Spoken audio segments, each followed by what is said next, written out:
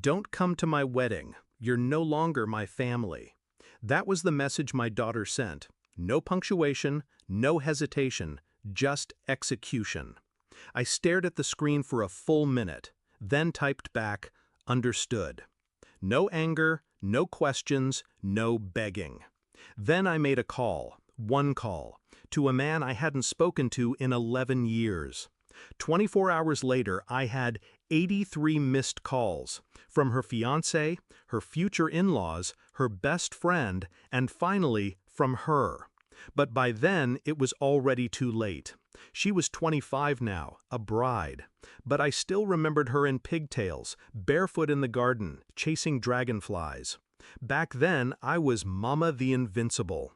But people change, or maybe they just reveal who they've always been.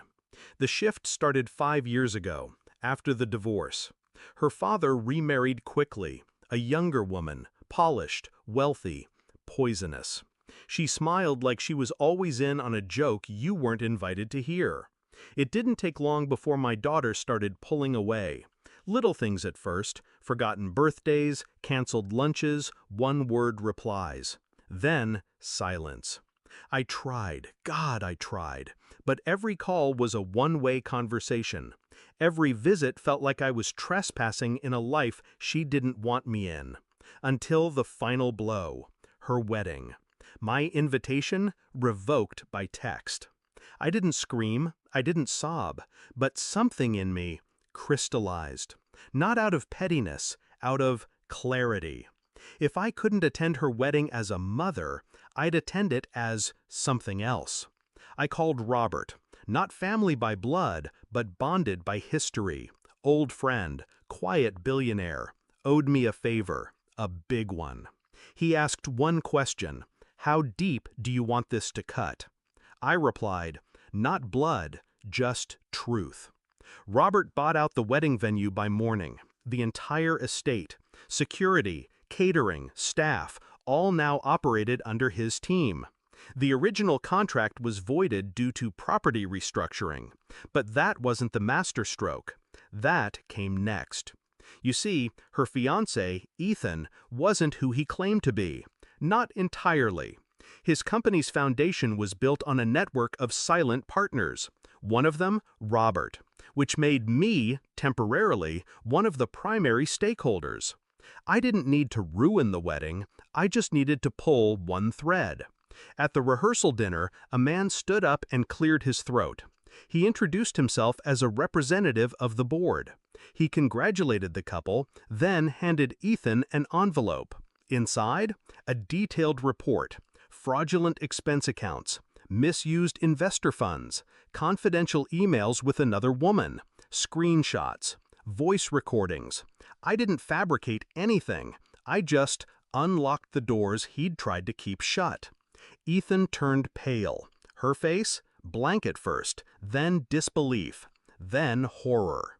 Her perfect wedding collapsed within 48 hours. Sponsors pulled out, venue canceled, vendors walked. She called me, again, and again. I didn't answer. On the third day, I finally picked up.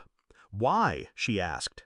Her voice wasn't angry, just broken, like a little girl lost in a burning house. I let the silence hang between us. Then I said, you wrote me out of your life. I simply honored your request. She sniffled. You humiliated me. No, I replied, he did. I just made sure you saw it. Silence. You still could have come. Her voice cracked. To be what? Background noise? A ghost at the feast? She didn't respond. You didn't want a mother at your wedding, I continued. You wanted a witness to your lie. I don't attend performances. Then I hung up. Weeks passed. Ethan tried to salvage what was left of his career. Failed. His investors vanished. His name blacklisted. My daughter moved back in with her father, or tried to. His new wife didn't want the scandal in her mansion. Funny how quickly alliances dissolve when the cameras stop rolling. She called me again, not to apologize, just to talk. I let her speak, I listened, but I didn't rescue her. I wasn't her safety net anymore. You only get to set me on fire once. After that, I learned how to build with ash. I don't regret it. Not the call, not the collapse, not the silence that followed. This wasn't vengeance. It was revelation. I didn't destroy her life. I held up a mirror. She shattered it herself. People think betrayal is loud, screaming, slamming doors, dramatic exits. But it isn't. It's a text. A dress not returned. A chair left empty at your daughter's wedding. But when they push you out, they forget. You were the one who taught them how to open doors in the first place. And when you lock one behind you, you don't always leave a key. Understood.